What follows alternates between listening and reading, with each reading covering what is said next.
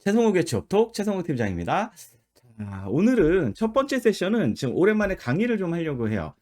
맨날 상담만 하다가 예, 이제 사연 받아서 상담을 하다가 오늘 삼성그룹의 자소서가 떴습니다. 그 얘기는 뭐냐면 여러분들한테 "삼성그룹 자소서 어떻게 써야 될까요?" 이거를 좀 가이드가 좀 필요한 것 같아요. 제가 매 학기 하고는 있습니다. 뭐 크게 달라지진 않습니다. 그래서 내용이 좀 반복되긴 하지만 그래도 좀 새로운 마음으로 또 한 번 더 강의를 하면 여러분들 이제 실시간으로 듣는 친구들은 이게 더 자극이 될 거기 때문에 요걸로 볼게요. 그리고 다시 보기 하는 분들도 분명 도움이 될 거고 제가 만족도 설문 링크 계속 올리고 있으니까 설문도 좀 부탁드리고 하겠습니다. 자, 여러분들 리액션이 저에게 되게 큰 힘이 돼요. 리액션 좀 부탁드릴게요. 자, 오늘 공고가 떴어요. 공고가 떴고 제가 지금 DX 거 채용 공고에 이제 한 개를 좀 캡처했습니다. 자, 보시면 지금 몇 가지 저기서 얻어야 될 그런 이제 포인트들이 있어요. 그래서 이 포인트들을 좀 볼게요. 첫 번째가 지원서 접수 기간입니다. 오늘부터 시작을 했어요. 오늘 공고가 떴죠. 삼성그룹이. 오늘 떴고, 그 다음에 마감이 9월 18일 오후 5시까지입니다. 자, 이럴 때 여러분들이 좀 유의할 게 뭐냐면, 첫 번째는 최소한 9월 18일 오전에는 내야 돼요. 안 그러면 이 서버가 폭주가 됩니다. 서버가 폭주가 돼요. 그리고 웬만하면 이제 마감 일자를 며칠이라고 생각을 하시고 이 자소서를 쓰시기 시작해야 되냐면 삼성 같은 경우 하루 전, 그러니까 9월 17일 일요일 날 제출한다는 마음으로 작업을 하시길 바랍니다. 자, 그리고 2중, 3중 백업을 좀 하셨으면 좋겠어요. 여러분들 뭐 클라우드에 많이 올리거나 자소설닷컴 서버에 좀 올리기는 하는데 그거 더하기 이제 하드웨어 쪽으로 여러분들 하드디스크나 이런 데 좀 올리세요. 그래서 이중 백업을 좀 하셨으면 좋겠습니다. 반드시 좀 그렇게 하시길 바라고요. 자, 여기서 얻는 그런 인사이트는 그런 게 있고 두 번째가 요게 삼성에서 서류 전형을 부르는 명칭이에요. 삼성그룹의 서류 명칭은 뭐라고 써 있냐면 여기 볼까요? 직무 적합성 평가예요. 직무라는 건 잡이고 적합성은 피탄이죠. 직무의 피탄지를 평가하는 게 바로 삼성에서 이르는 서류 평가입니다. 서류 평가의 이름이 서류 평가, 지원서 평가가 아니라 직무 적합성 평가예요. 그래서 이 얘기는 뭐죠? 삼성에서 문항들을 보면 이 삼성 문항에 쓴 답변을 보고 여러분들의 직무와 적합한지를 투영하고 평가하겠다는 겁니다. 자, 그리고 두 번째가 삼성그룹이 작년부터 여러분들 그 자기소개서 그 시스템으로 그러니까는 그 검증 시스템을 도입을 했어요. 그래서 자기 표절과 교차 표절이 드러납니다. 과거의 데이터베이스 상에서. 여러분들 뭐 카피킬러나 이런 툴 써보셨을 거예요. 그 논문이나 레포트 표절률 이런 거 검사하는 거. 그런 유사한 솔루션을 도입한 걸로 알려져 있고요. 그러다 보니까는 내 자소서를 저번 시즌에 똑같이 쓰면 자기 표절로 이제 뜨는데 다행스럽게도 자기 표절을 잡지는 않아요. 그렇게 알려져 있습니다. 왜냐면 여러분들의 삶이 바뀌지는 않으니까. 하지만 지난 시즌에 이어서 이번 시즌 혹은 뭐 새 시즌째 뭐 삼성 쓰는 친구들도 있는데 삼성을 쓰는 친구들은 이제 문항 중에 보면 지원 동기 문항, 그다음에 사회적 이슈 문항, 그리고 포부 문항 자체는 여러분들이 시의성을 타게 돼요. 그러니까 시간의 흐름에 따라서 분위기가 바뀌어 있으면 그걸 반영해서 써야 되는 문항이거든요. 그래서 이런 부분들은 건드려 주셨으면 좋겠어요. 물론 성장 과정이나 이런 사법 문항이 있는 그런 계열사 중에는 직무 역량 문제는 달라질 게 별로 없어요. 하지만 제가 말씀드린 지원 동기 문항, 그다음에 포부 문항, 그리고 사회적 이슈 문항은 여러분들이 좀 시의성에 맞게 좀 바꿔 주실 필요가 있어 보입니다. 자, 그리고 음 두 번째로 교차 표절 같은 경우에는 굉장히 유의하셔야 되는데 교차 표절은 좋지 않게 보는 걸로 알려져 있어요. 저도 뭐 팩트는 모르지만 교차 표절이라는 건 남의 걸 베꼈다는 얘기거든요. 자기 걸 베낀 게 아니라 이 얘기 거꾸로 얘기하면 이건 신뢰할 수 없는 자기소개서라는 거죠. 그래서 여러분들이 뭐 시장에 떠도는 뭐 이렇게 뭐 합격 자소서라고 하고 막 떠도는 그런 것들이 있어요.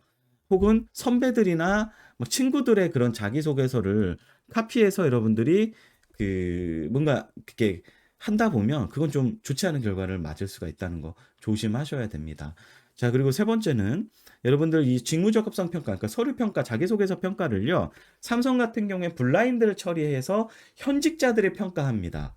자, 그래서 현직자들, 흔히 얘기하는 거기에 실무진들, 그리고 차부장급들, 과차장급들, 이렇게 이제 실무진들이 이제 평가를 하게 돼요.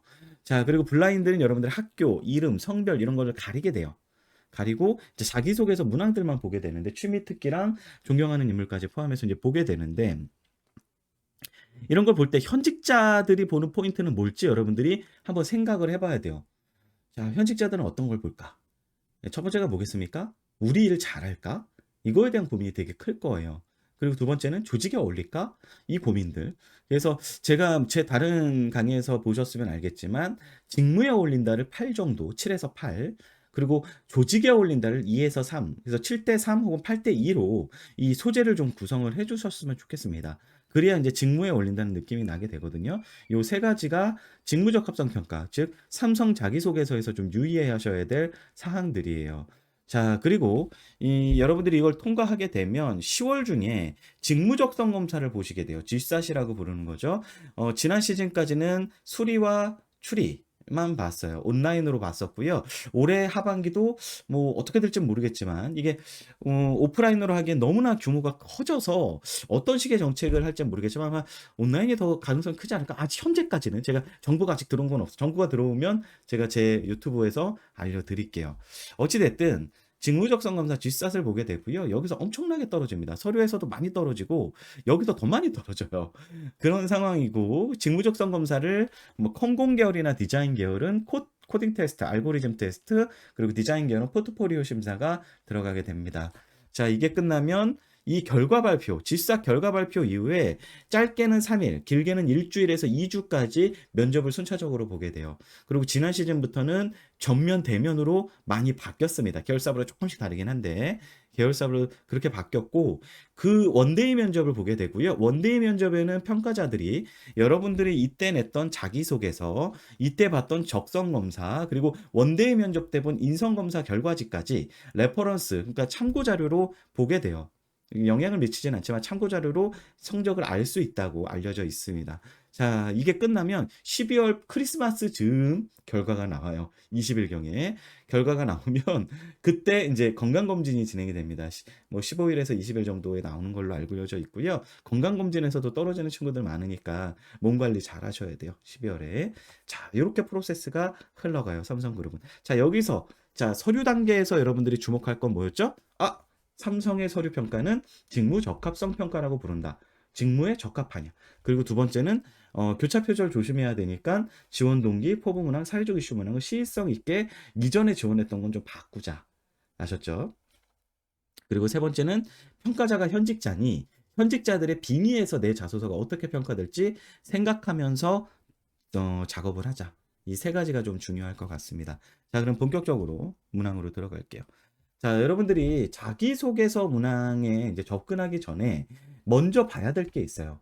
자, 아까 여기서 서류 평가를 뭐라고 부른다고 그랬죠?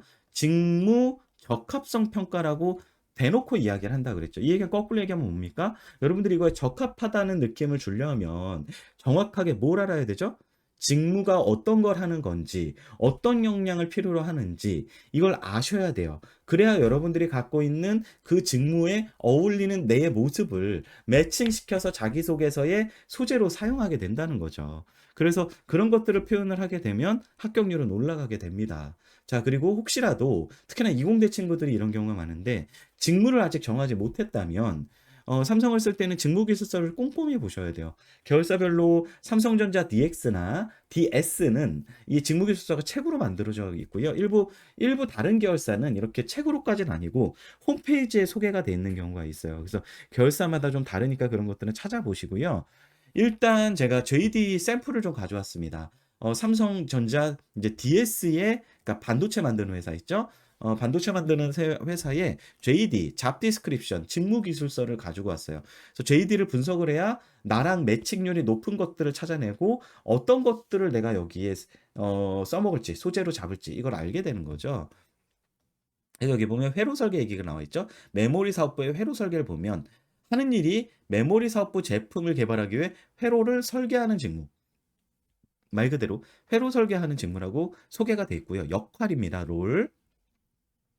자, 디지털, 아날로그 회로 설계, 솔루션 제품 개발, 설계 회로 검증, 레이아웃 설계, 설계 제품 평가 및 최적화, 설계 검증 반복론 개발 이런 것들을 주로 한대요. 자, 그리고 레코멘디드 서브젝트라고 해서 수업을 몰드는 것들 추천하는 수업들이 있습니다. 뭐죠? 기초 전자회로, 전자기학, VLSI, 회로 설계, 신호화 시스템, 제어공학.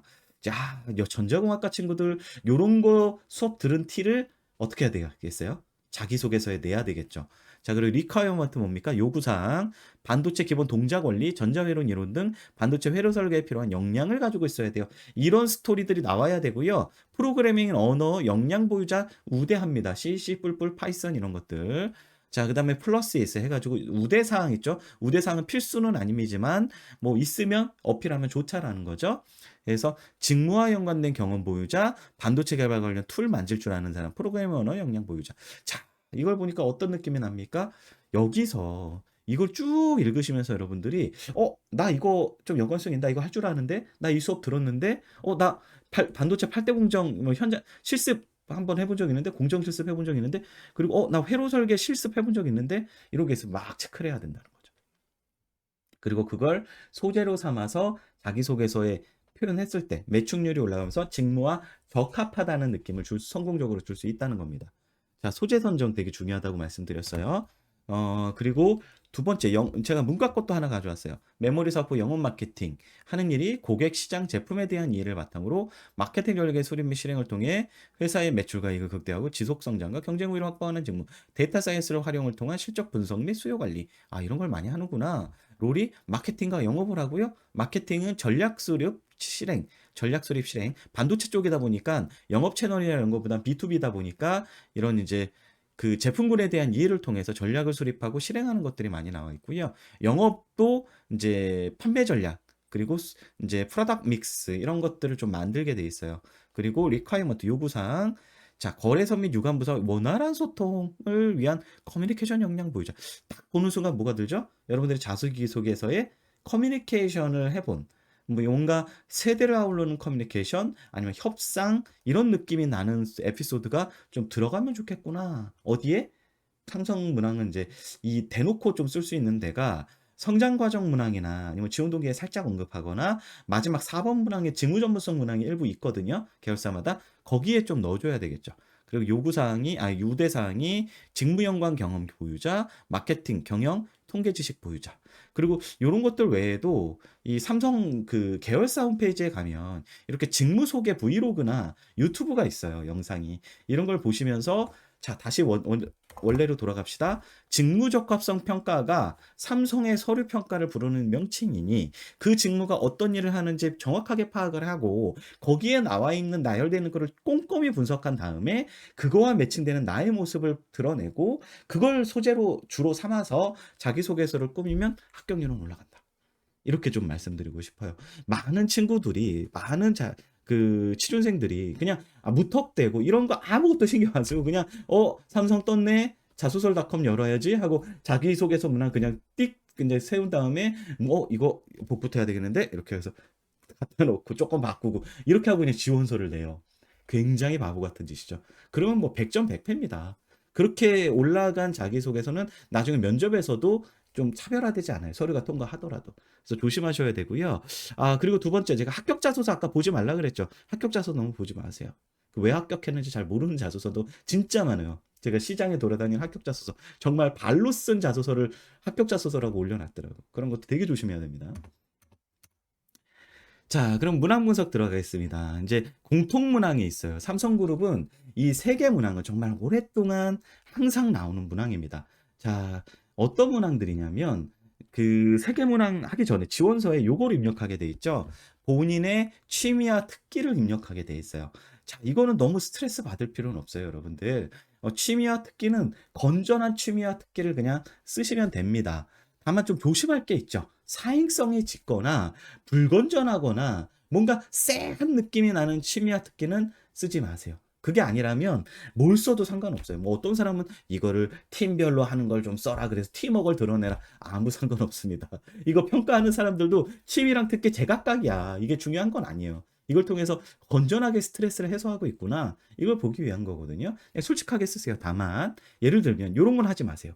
재무회계 직무를 쓰는데 취미가 그거야.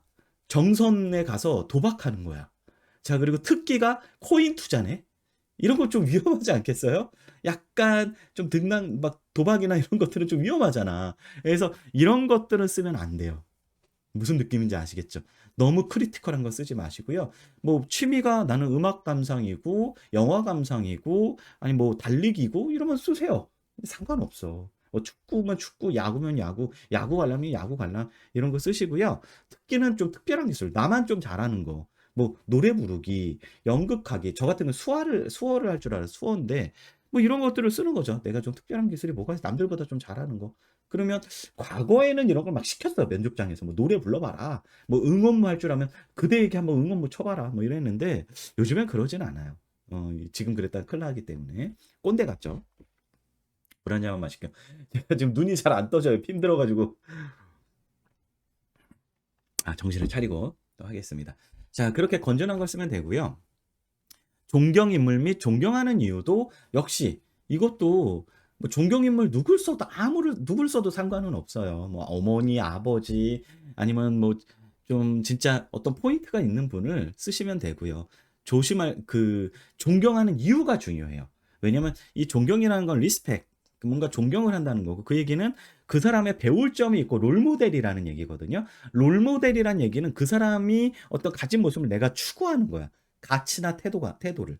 그쵸? 그 사람이 가진 속성을 내가 추구한다는 거예요. 그래서 자기소개서잖아요. 자기소개서의 목적은 여러분들을 파악하는 데 있는데 이 존경하는 인물을 통해서 여러분들이 어떤 걸 추구하는 사람인지 투영을 할 수 있다는 거죠. 그래서 존경인물 및 존경하는 이유는 여러분들 누굴 써도 상관은 없다. 하지만 존경하는 이유는 진짜 잘 분석해서 이런 측면을 배우고 싶어서 내가 존경한다. 이런 얘기를 좀 써야 돼요. 그래서 아버지, 어머니, 뭐 옛날에 김연아, 올림픽 나서 김연아, 그리고 저희 학교 학생 중에는 저를 쓰고 최종 합격한 친구도 있어요. 민망하지만.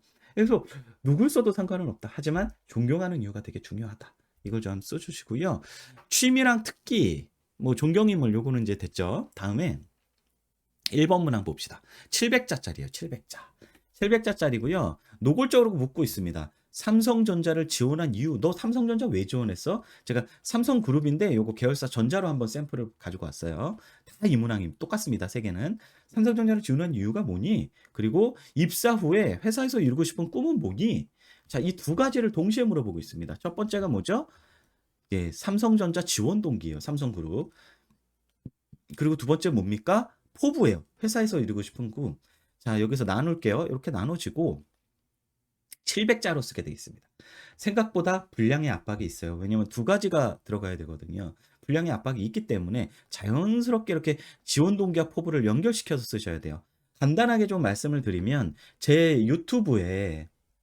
음, 제 유튜브에 보면은 삼성전자 지원 동기 쓰는 법은 그냥 제 유튜브 클립 중에 여러분들 제 채널에 들어오면 검색할 수 있잖아요. 지원 동기라고 검색하세요. 썸네일 되게 구린 게 하나가 있는데 그게 정말 제가 봐도 잘 정리해놨어. 지원 동기 쓰는 법. 여러분들 제일 힘들어 하잖아요. 뭐 2년설부터 시작하고 2년설이 없으면 경쟁 분석을 통해서 뭐 삼성전자를 지원한 이유는 이거고 뭐 이렇다 뭐 이런 식으로 이제 쓰는 요령이 있거든요. 지원 동기 동영상을 보십시오. 제가 여기서 지원 동기 쓰는 법을 얘기하기엔 30분 정도 걸리기 때문에 스킵.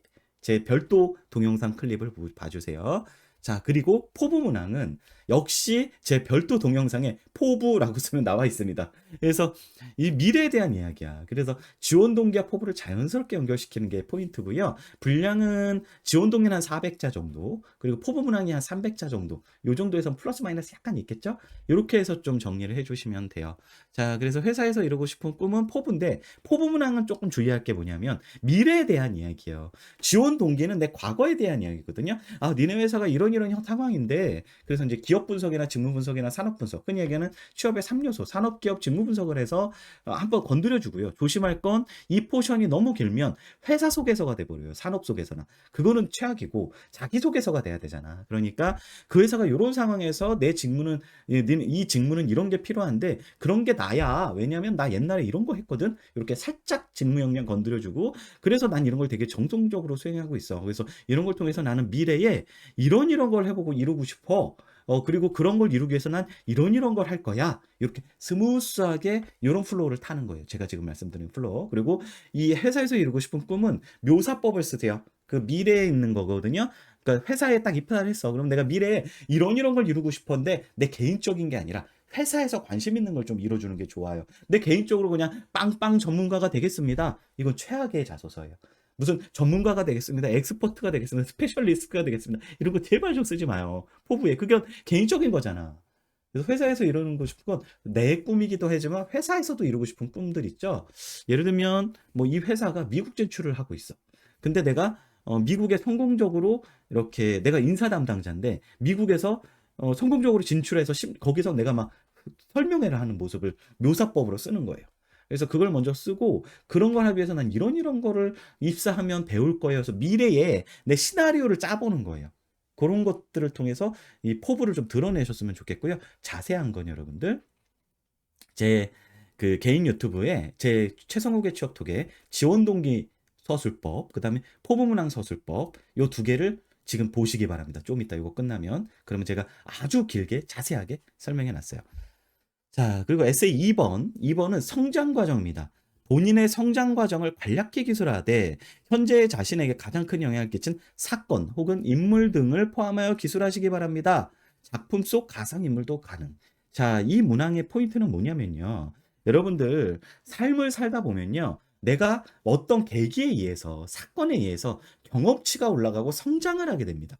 여러분들 롤플레잉 게임 볼게요. 롤플레잉 게임 보면 뭐 리니지나 아니면 뭐 메이플 스토리 이런 거 보면 이렇게 막 칼을 들고 막 이렇게 싸워요. 그래서 이렇게 뭐 그 괴물을 딱 해치우면 EXP가 올라가죠. 이게 뭐죠? 익스퍼리언스의 약자예요.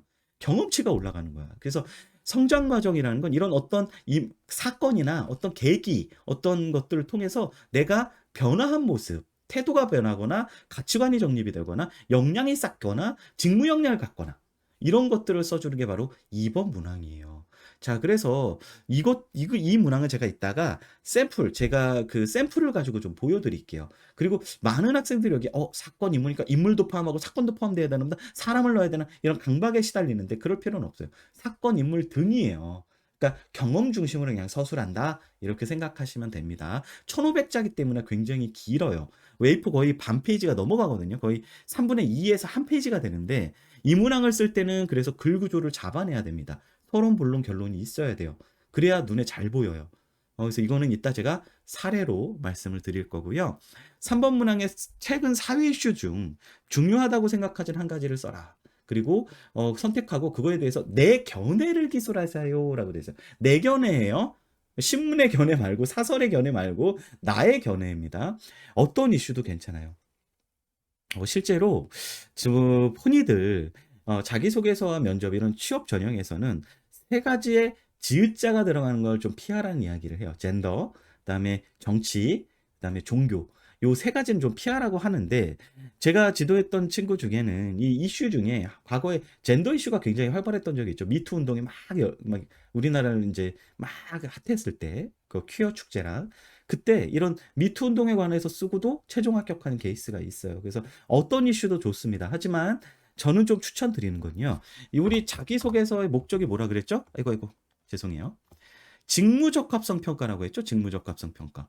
직무에 어울리느냐, 기업에 어울리느냐, 산업에 어울리느냐. 요 세 가지 관점이고 문과는 직무에 그리고 이공대는 산업과 직무, 가치 이렇게 좀 건드려줘야 되거든요.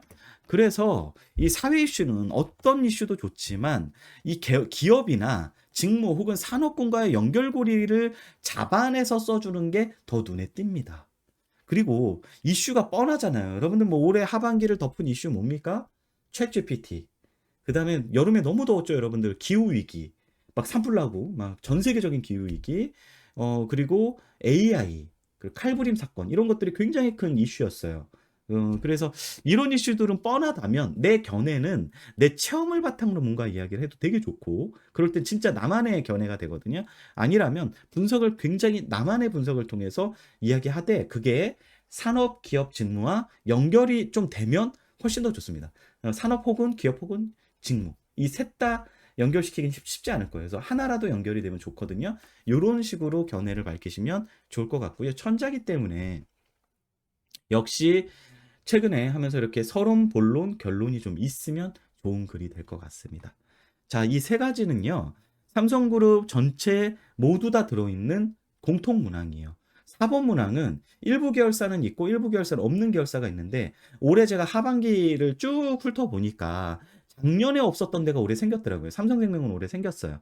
자, 그래서 어찌 됐든 없는 계열사도 있잖아요. SDI랑 SDS랑 그다음에 바이오에피스가 지금 현재도 없는 걸로 아는데 자, 그 얘기 뭡니까? 자기소개서 이렇게 세 개 문항밖에 없는데 우리가 뭘 보여줘야 돼요? 직무에 적합하다는 걸 이 세 개 문항을 가지고 보여줘야 된다는 거야. 그런 계열사는. 근데 이 계열사 이 문항을 봤더니 직무에 대한 얘기가 없네. 없는데 직무 적합성 평가래요. 그 얘기는 거꾸로 얘기하면 뭐죠? 지원 동기에서 은근슬쩍 역량을 살짝 건드려주고 성장 과정에서 내가 어떤 갖춘 것들을 태도뿐만 아니라 직무 역량을 드러내야 되는 거고 사회 이슈도 직무와 연결시키거나 혹은 기업이나 산업과 연결시켜서 전체적인 걸 쭉 읽었을 때 이 친구 이 일에 어울리네? 우리 삼성에 어울리네? 혹은 이 반도체 산업에 어울리네? 요런 느낌을 줄 수 있어야 된다는 겁니다. 이해되시죠? 자, 그리고 4번 문항 이제 있는 기업들을 좀 볼게요. 자, 4번 문항 있는 기업들을 보면 4번 문항은 계열사 로고별로 모두 다르고 대부분이 직무 중심 문항으로 좀 변했어요. 그래서 4번이 직무 문항이 있다면 2번 성장 과정 문항은 태도 역량이나 가치관 역량을 이 에피소드 두세 개를 전개할 때 한 개 정도 넣어도 괜찮다는 거죠. 자, 그래서 직무 유관 경험을 서술하는 에세이 4번이고요. 내 경험과 직무 키워드, 아까 말씀드린 직무 기술서 이런 거랑 매칭률이 높게 투영되게 쓰는 게 핵심입니다. 4번은. 그리고 지금 보면 요거는 삼성전자 DX 갤럭시 와치랑 핸드폰 만드는 계열사인데 디지털 익스피리언스 여기 같은 경우에는 천자예요. 그리고 직무별로 문항이 다릅니다. 그래서 직무에 관련된 문항을 좀 써주고 있어요. 그래서 예를 들면 지원 직무 관련 프로젝트 예를 들면 여기 보세요. 소프트웨어 회로 기구 재료 개발 쪽은 프로젝트나 과제 중에 기술적으로 어려웠던 거 과제와 해결 방안. 그래서 과제 개요, 어려웠던 점, 해결 방법, 결과를 포함해서 쓰세요. 그래서 기술적 문제 해결 문항이라고 제가 명칭을 불러놨습니다. 자, 그리고 품질이랑 생산 쪽은 이거 라인에서 일하는 거잖아요. 아래 그 개발 쪽이 아니라 라인에서 일하다 보니까 뭐 이렇게 실험이랑 과제 효과성을 제고하기 위해서 기술적 개선 경험을 쓰세요. 그래서 이것도 역시 프로블럼, 액션, 리절트 이런 이제 전개를 해야 되고요. 마케팅은 대상의 니즈를 파악하고 상황을 분석해서 전략 자본 경험. 그래서 시츄에이션, 프로블럼, 액션, 리절트. 그래서 SPAR 이런 흐름을 타게 돼 있고요. 해외 영업은 다양한 배경과 생각을 가진 사람들과 의견을 조율해서 문제를 해결해 본 경험. 짝딱 봐도 해외 영업 문항이죠. 그다음에 국내 영업은 리더십을 발휘해 혹은 직무 관련 경험 또는 지금 리더십을 발휘해서 성과를 달성한 경험. 영업답게 성과가 얘기가 나와 있고요. DX는 소비재다 보니까 소비재 국내 영업은 흔히 얘기하는 디지털 플라자, 삼성 디지털 플라자, 하이마트 이런 채널 관리를 하게 돼요. 그러다 보니까 내가 주도적으로 좀 일을 할 경우가 많거든요. 내가 주도적으로 거기에 카운터 파트너를 만나서 협상을 하고 그렇기 때문에 리더십을 굉장히 중시한다는 거죠. 그래서 이런 것들은 천자나 되기 때문에 천자를 쓰실 때는 여러분 역시 이 흐름을 잘 타서 여기 주어진 대로 쓰셔야 돼요. 자, 그리고 재무는 수치적 분석, 재무니까. 구매는 협상 얘기 나오죠? 협상 또는 거래를 했던 경우. 깎아야 되니까. 예. 구매는.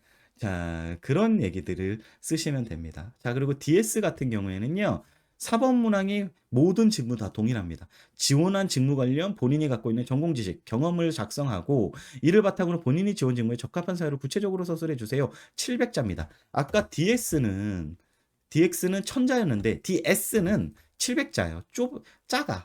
그러니까 되게 전략적으로 압축해서 써야 되는데 예, 아까 이거 없는 계열사 말씀드렸고 쓸 때 전 요런 프레임을 좀 추천을 드립니다. 그래서 직무 분석을 지원한 직무는 이러이러하기 때문에 이런 역량이 필요하다. 그래서 이걸 위해서 나는 여기에 전문 지식 경험 뭐 이런 것들 작성하니까 나열법을 일단 쓰세요. 저는 전공 수업 중에 이런 것도 들었고 학회 활동 중에 산학협력 프로젝트에서 이런 걸 했었고 이런 걸 통해서 이런 역량을 갖췄고 이런 걸 했습니다. 이 중에서도 직무와 관련해서 가장 기억에 남는 경험은 바로 이것입니다 하면서 경험을 쭉 디테일하게 기여해 써주고요. 한 300자 정도 경험 서술 들어가고 이런 걸 통해서 저는 이 직무가 이런 거에서 이런 기여를 할 수 있습니다. 그래서 제가 입사한다면 나중에 요런 걸 잃어보고 싶습니다. 포부까지 건드려 주는 거야.